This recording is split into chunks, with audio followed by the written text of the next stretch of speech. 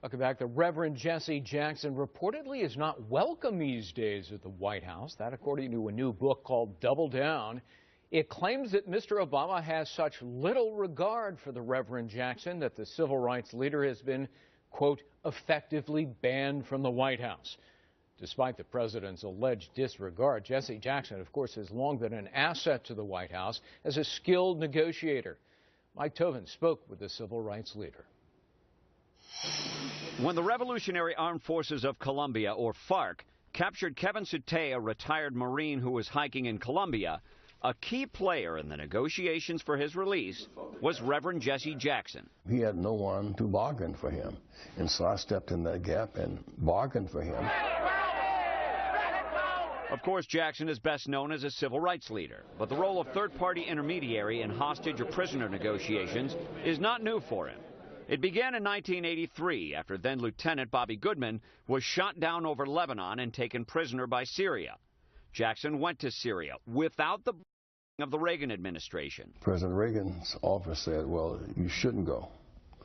You don't know what you're doing, and you can only get him in harm's way. The third party created a dynamic through which President Hafez al-Assad could release the American pilot and save face. It allowed the Syrian government the opportunity to release me without having to succumb directly to the U.S. government.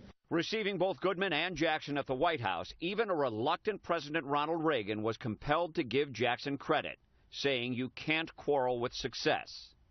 That turned the spotlight on Jackson, created momentum for his 1984 presidential bid, and made him a go-to as a third-party intermediary.